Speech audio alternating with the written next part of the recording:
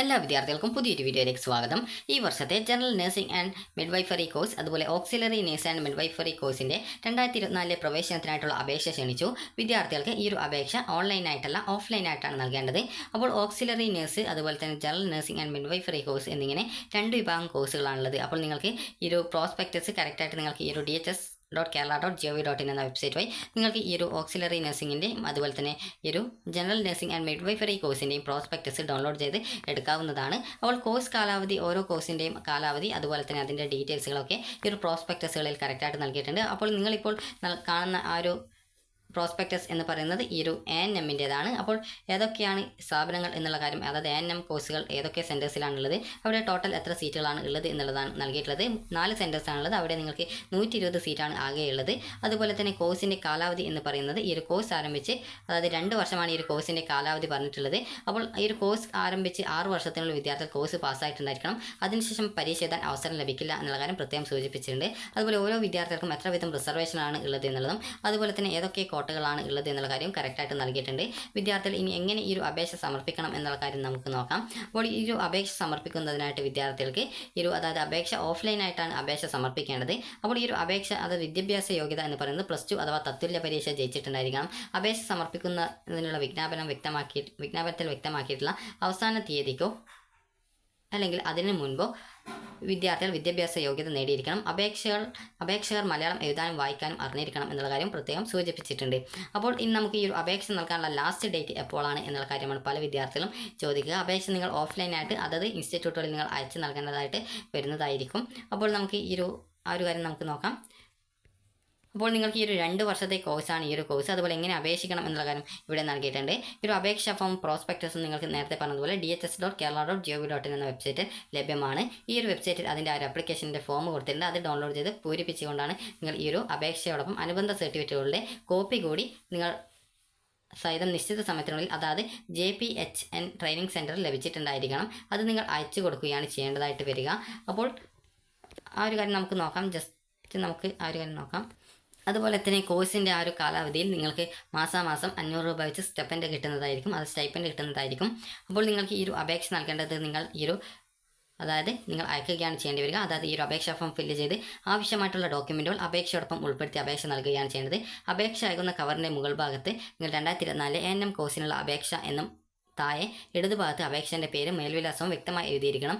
വൈകിയതോ അല്ലെങ്കിൽ അപൂർണമായതോ ആയ അപേക്ഷകളോ സർട്ടിഫിക്കറ്റുകളോ അവയിൽ വന്നു പോയിട്ടുള്ള പോരായ്മകളെ പറ്റിയുള്ള കത്തിടപാടുകളോ ഒരു കാരണവശാലും പരിഗണിക്കുകയില്ല. എന്തെങ്കിലും കാരണവശാൽ നിരസിക്കപ്പെടുന്ന അപേക്ഷകൾ പുനഃപരിശോധിക്കാനുള്ള അപേക്ഷകളും പരാതികളും പരിഗണിക്കുന്നതല്ല എന്നുള്ളത് പ്രത്യേകം നൽകിയിട്ടുണ്ട്. അപേക്ഷകൾ അയക്കേണ്ട വിലാസം അനുബന്ധം ആയിട്ട് ചേർത്തിട്ടുണ്ട്. അപ്പോൾ വിദ്യാർത്ഥികൾക്ക് ഈ ഒരു ഫീസ് 200 രൂപയാണ് ഫീസ് വരിക. അതുപോലെ തന്നെ പട്ടികജാതി പട്ടികവർഗ വിഭാഗത്തിൽപ്പെട്ടവർ അപേക്ഷാ ഫീസായിട്ട് 75 രൂപ അടച്ചാൽ മതിയാകും. അപ്പോൾ നിങ്ങൾക്ക് തിരുവനന്തപുരം തൈക്കാട് പ്രവർത്തിക്കുന്ന SC/ST വിദ്യാർത്ഥികൾക്ക് വേണ്ടിയിട്ട് മാത്രമായിട്ടുള്ള JPHN ട്രെയിനിങ് സെൻറ്ററിലേക്ക് അപേക്ഷിക്കുന്നവർ മറ്റേതെങ്കിലും JPHN ട്രെയിനിങ് സെൻറ്ററിലും അപേക്ഷ സമർപ്പിക്കുന്ന പക്ഷം വെവ്വേറെ ഫീസ് അടച്ച് വെവ്വേറെ അപേക്ഷകൾ നൽകേണ്ടതാണ്. ഇനി അപേക്ഷയോടൊപ്പം നിങ്ങൾക്ക് ആവശ്യമായിട്ടുള്ള ഡോക്യുമെൻറ്റ്സ് ഏതൊക്കെയാണെന്ന് നോക്കാം.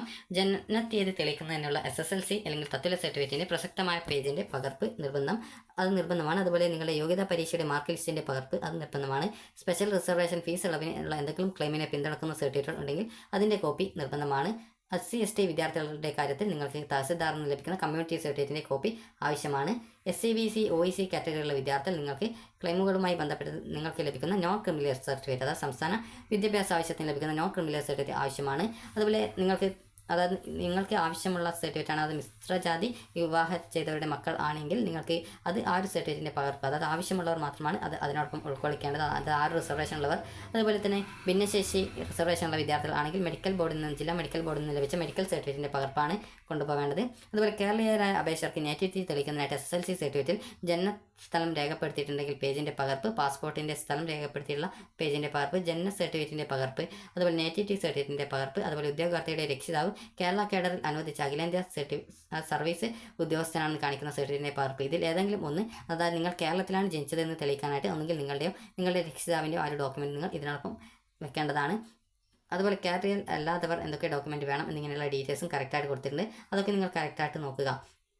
ഇനി നിങ്ങൾക്ക് ഈ ഒരു അപേക്ഷകൾ അയക്കേണ്ട ആ ഒരു കാര്യങ്ങൾ നമുക്ക് നോക്കാം. അപ്പോൾ അതിൻ്റെ അഡ്രസ്സ് ഇവിടെ താഴെ ഭാഗത്തായിരിക്കും കൊടുത്തിട്ടുണ്ടാവും. ജസ്റ്റ് നമുക്ക് നോക്കാം. അപ്പോൾ അനുബന്ധം ആയിട്ടാണ് കൊടുത്തിട്ടുള്ളത് എന്നാണ് പറഞ്ഞിട്ടുള്ളത്. ജസ്റ്റ് നമുക്ക് ആ ഒരു അനുബന്ധം നോക്കാം. അപ്പോൾ ഇതാണ് നിങ്ങൾക്ക് അയക്കേണ്ട അഡ്രസ്സ് എന്ന് പറയുന്നത്. ഇത് ANMൻ്റെ അയക്കേണ്ട അഡ്രസ്സാണ്.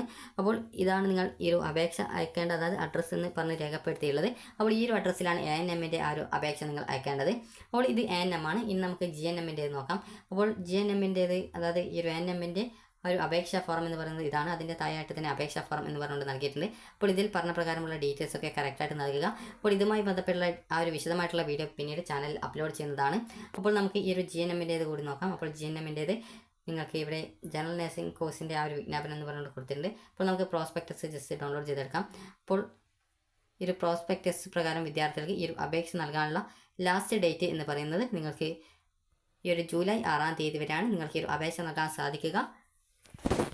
അപ്പോൾ വിദ്യാർത്ഥികൾക്ക് ഇതിൽ നിങ്ങൾക്ക് നേരത്തെ പറഞ്ഞതുപോലെ തന്നെ എന്തൊക്കെയാണ് ഈ ഒരു വിദ്യാഭ്യാസ യോഗ്യത എന്ന സംബന്ധിച്ചുള്ള ഡീറ്റെയിൽസുകൾ കൊടുത്തിട്ടുണ്ട്. അതുപോലെ തന്നെ എത്ര കോളേജുകളാണ് നിലവിൽ, അതായത് എത്ര കോളേജല്ല നഴ്സിംഗ് സ്കൂളുകളാണ് ഈ ഒരു ഉള്ളത്, അതുപോലെ ടോട്ടൽ എത്ര സീറ്റ് ഓരോ കോളേജിലും ഉണ്ട് എന്നുള്ള കാര്യം നിങ്ങൾക്ക് ഇതുവഴി മനസ്സിലാക്കാൻ സാധിക്കുന്നതാണ്. അപ്പോൾ ജസ്റ്റ് ഇത് നിങ്ങൾ കറക്റ്റായിട്ട് ചെക്ക് ചെയ്ത് നോക്കുക. അതുപോലെ എന്തൊക്കെ റിസർവേഷൻസ് ഉണ്ട് എന്നുള്ള ഡീറ്റെയിൽസും ഇതിൽ നൽകിയിട്ടുണ്ട്. അപ്പോൾ ഈ ഒരു PDF കറക്റ്റായിട്ട് നിങ്ങൾ ഡൗൺലോഡ് ചെയ്ത് വായിച്ച് മനസ്സിലാക്കേണ്ടതാണ്. അപ്പോൾ നിങ്ങൾക്ക് മിശ്ര വിവാഹിതരായവരുടെ മക്കൾക്ക് എന്തൊക്കെ റിസർവേഷൻസ് ആണ് ഉള്ളത് എന്നുള്ളത് കറക്റ്റായിട്ട് ഡീറ്റെയിൽസ് ആയിട്ട് കൊടുത്തിട്ടുണ്ട്. അപ്പോൾ ഇതൊക്കെ നിങ്ങൾ കറക്റ്റായിട്ട് നോക്കുക. അപ്പോൾ ബയോളജി സയൻസ് പഠിച്ച വിദ്യാർത്ഥികൾക്കാണ് ഈ ഒരു മുൻഗണന ലഭിക്കുക. ബാക്കിയുള്ളവർക്ക് അവരുടെ, അതായത് ബയോളജി സയൻസ് പഠിച്ച വിദ്യാർത്ഥികൾ ഇല്ല എന്നാണെങ്കിൽ നിങ്ങൾക്ക് അതിൽ മുൻഗണന കിട്ടുന്നതാണ്. മുൻഗണനയല്ല, അവർ ഇല്ലെങ്കിൽ നിങ്ങളെ പരിഗണിക്കും. അപ്പോൾ വിദ്യാർത്ഥികൾ മറ്റ് കോഴ്സുകളാണ്, അത് ബയോളജി സയൻസ് അല്ല നിങ്ങൾ പഠിച്ചതെങ്കിൽ നിങ്ങൾ ചെയ്യേണ്ടത്, നിങ്ങൾ സെൽഫ് ഫിനാൻഷ്യൽ സീറ്റുകൾ ഉണ്ടാവും, സെൽഫ് ഫിനാൻസ് സ്ഥാപനങ്ങളുടെ ഈ ഒരു GNM കോഴ്സ് പഠിപ്പിക്കുന്നത്. അപ്പോൾ അവിടെ നിന്ന് നിങ്ങൾക്ക് പോയിട്ട് അഡ്മിഷൻ നേടാവുന്നതാണ്.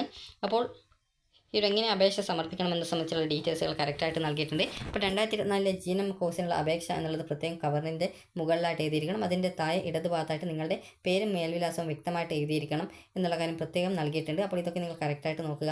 അപേക്ഷാ ഫീസ് നിങ്ങൾക്ക് ഈ ഒരു 250 രൂപയാണ് ഫീസായിട്ട് വരുന്നത്. അപ്പോൾ അപേക്ഷയോടൊപ്പം ഏതൊക്കെ ഡോക്യുമെൻറ്റ്സ് ആണ് നൽകേണ്ടത് എന്നുള്ള കാര്യം കറക്റ്റായിട്ട് സൂചിപ്പിച്ചിട്ടുണ്ട്. അപ്പോൾ അത് നിങ്ങൾ കറക്റ്റായിട്ട് നോക്കുക. അതുപോലെ തന്നെ ഈ ഒരു പ്രവേശനത്തിന് റിപ്പോർട്ട് ചെയ്യുന്നതിൽ വീഴ്ച ഉണ്ടാവുകയാണെങ്കിൽ, അതായത് ഇത് എങ്ങനെയാണെന്ന് ചോദിച്ചാൽ നിങ്ങൾ നൽകുന്ന അപേക്ഷ അനുസരിച്ചുകൊണ്ട് നിങ്ങൾക്ക് ആ ഒരു റാങ്ക് ലിസ്റ്റ് തയ്യാറാക്കപ്പെടുകയും അപ്പോൾ ആ ഒരു റാങ്ക് ലിസ്റ്റ് പ്രകാരം നിങ്ങൾക്ക് അഡ്മിഷനായിട്ട് നിങ്ങളെ ആ ഒരു കോളേജിൽ നിന്ന് കോൺടാക്റ്റ് ചെയ്യുകയാണ് ചെയ്യുക. അപ്പോൾ ആ ഒരു ഘട്ടത്തിൽ വിദ്യാർത്ഥികൾ ആ ഒരു കോളേജിൽ പോയിട്ട് അഡ്മിഷൻ നേടുകയുമാണ് ചെയ്യേണ്ടി വരിക. അപ്പോൾ പ്രത്യേകം നിങ്ങൾക്ക് വേണ്ടിയുള്ള മറ്റ് വ്യവസ്ഥകളും മറ്റ് കാര്യങ്ങളൊക്കെ കറക്റ്റായിട്ട് നൽകിയിട്ടുണ്ട്. അപ്പോൾ നിങ്ങൾ ആ ഒരു നിർദ്ദേശങ്ങളൊക്കെ കറക്റ്റായിട്ട് വായിച്ച് മനസ്സിലാക്കിയ ശേഷം ഈ ഒരു അപേക്ഷ നൽകാനായിട്ട് ശ്രദ്ധിക്കേണ്ടതാണ്. അപ്പോൾ നിങ്ങൾക്ക്, അതായത് ഏതൊക്കെ കോളേജുകളാണ് ഉള്ളത് എന്നുള്ള ഡീറ്റെയിൽസാണ് കൊടുത്തിട്ടുള്ളത്. 15 കോളേജുകളാണുള്ളത്. അപ്പോൾ കോളേജല്ല, 15 നഴ്സിംഗ് സ്കൂളുകളാണ് ഉള്ളത്. അപ്പോൾ അത് നിങ്ങൾ കറക്റ്റായിട്ട് മനസ്സിലാക്കേണ്ടതാണ്. അതുപോലെ തന്നെ നിങ്ങൾക്ക് എന്തൊക്കെ റിസർവേഷൻസ് ആണ് ഉള്ളത് എന്നുള്ള ഡീറ്റെയിൽസൊക്കെ കറക്റ്റായിട്ട് നൽകിയിട്ടുണ്ട്. അപ്പോൾ അതൊക്കെ നിങ്ങൾ കറക്റ്റായിട്ട് നോക്കുക. അപ്പോൾ ഇനി വിദ്യാർത്ഥികൾക്ക് ഇവിടെ നിങ്ങൾക്ക് കാണാനായിട്ട് സാധിക്കുന്നതാണ്, അതായത് നിങ്ങൾ ഏത് അഡ്രസ്സിലാണ് ഈ ഒരു നിങ്ങളുടെ അപേക്ഷ അയക്കേണ്ടത് എന്നുള്ളത്. അപ്പോൾ ഇവിടെ നിങ്ങൾ അപേക്ഷ അയക്കേണ്ട ആ ഒരു ഡീറ്റെയിൽസ്, അതായത് അഡ്രസ്സ് ഇവിടെ നൽകിയിട്ടുണ്ട്. അപ്പോൾ അത് നിങ്ങൾ കറക്റ്റായിട്ട് മനസ്സിലാക്കി വെക്കുക. അപ്പോൾ ഇനി നിങ്ങൾക്ക് ഈ ഒരു GNMൻ്റെ അപേക്ഷയുടെ ആ ഒരു ഫോം നിങ്ങൾക്ക് ഇവിടെ നൽകിയിട്ടുണ്ട്. അതായത് ഈ ഒരു ഫോം കറക്റ്റായിട്ട്, അതായത് അപേക്ഷാ ഫോം എന്ന് പറഞ്ഞുകൊണ്ട് നൽകിയിട്ടുണ്ട്. ജസ്റ്റ് അത് ക്ലിക്ക് ചെയ്ത് ഡൗൺലോഡ് ചെയ്തെടുക്കുക. അപ്പോൾ നിങ്ങൾക്ക്, അതായത് ഏതെങ്കിലും ഒന്ന് മാത്രമേ ടിക്ക് ചെയ്യാൻ പാടുള്ളൂ. ഒന്നിൽ കൂടുതൽ ടിക്ക് ചെയ്യുകയാണെങ്കിൽ നിങ്ങളുടെ ആപ്ലിക്കേഷൻ റദ്ദ് ചെയ്യപ്പെടുന്നതായിരിക്കും എന്നുള്ള കാര്യം പ്രത്യേകം ശ്രദ്ധിക്കേണ്ടതാണ്. അതുകൊണ്ട് തന്നെ നിങ്ങൾക്ക് ഏതെങ്കിലും ഒന്നിൽ മാത്രമാണ് ഈ ഒരു അപേക്ഷ നൽകാനായിട്ട് സാധിക്കുക. അപ്പോൾ വിദ്യാർത്ഥികൾക്ക് ഈ ഒരു ജൂലൈ 6-ാം തീയതി വരെയാണ് ഇതിനുള്ള അപേക്ഷ നൽകുന്നതിനായിട്ട് സാധിക്കുക. അക്കാര്യം കൂടി പ്രത്യേകം ശ്രദ്ധിക്കുക. അതുപോലെ കൊല്ലം ആശ്രമം ആ ഒരു കോളേജ് സെലക്ട് ചെയ്യുന്ന വിദ്യാർത്ഥികൾക്ക് വേണമെങ്കിൽ ഒരു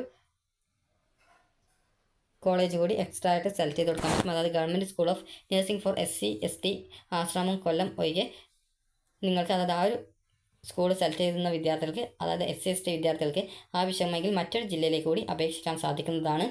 അപ്പോൾ അങ്ങനെയുള്ളവർ അതായത് 2 ചലാൻ വഴി അതായത് 2 ചലാൻ വഴി ഫീ പേയ്മെൻറ്റ് ചെയ്യേണ്ടതായിട്ട് വരും. കാരണം ഓരോ സ്കൂളിലേക്കും ഓരോ ചലാൻ്റെ ആ ഒരു കാര്യം ആവശ്യമാണ്. അതായത് ഒരു ഇൻസ്റ്റിറ്റ്യൂട്ടിലേക്ക് 250 വെച്ചിട്ട്, അതായത് നിങ്ങൾക്ക് SC ST ആണെങ്കിൽ ഏകദേശം 75 രൂപയാണെന്നാണ് തോന്നുന്നത്. ജസ്റ്റ് നേരത്തെയുള്ള ആ ഒരു പ്രോസ്പെക്ടസ് നിങ്ങൾ കറക്റ്റായിട്ട് നോക്കേണ്ടതാണ്. അപ്പോൾ അതനുസരിച്ചുള്ള ഫീസ് എത്രയാണോ അത് നിങ്ങൾ കറക്റ്റായിട്ട് അടച്ചുകൊണ്ട് നിങ്ങൾക്ക് അതിൻ്റെ ചലനും അതുപോലെ തന്നെ ആപ്ലിക്കേഷൻ ഫോമിൻ്റെ പ്രിൻ്റ് ഔട്ടും അതുപോലെ തന്നെ ബാക്കിയുള്ള അപേക്ഷയോടൊപ്പം വെക്കേണ്ട ആ ഒരു കാര്യങ്ങളൊക്കെ കറക്റ്റായിട്ട് വെച്ചു എന്നുള്ള കാര്യം ഉറപ്പാക്കിയ ശേഷം മാത്രം അയക്കുക. അപ്പോൾ അപൂർണ്ണമായിട്ടുള്ളതോ അല്ലെങ്കിൽ വ്യക്തമല്ലാത്തതോ ആയിട്ടുള്ള ആപ്ലിക്കേഷൻ സ്വീകരിക്കുന്നതായിരിക്കില്ല എന്നുള്ള കാര്യം പ്രത്യേകം ശ്രദ്ധിക്കേണ്ടതാണ്. അപ്പോൾ വിദ്യാർത്ഥികൾക്ക് ഈ ഒരു വീഡിയോ ഉപകാരപ്രദമായിട്ടുണ്ടെങ്കിൽ ലൈക്ക് ചെയ്യുക, ഷെയർ ചെയ്യുക. Thank you for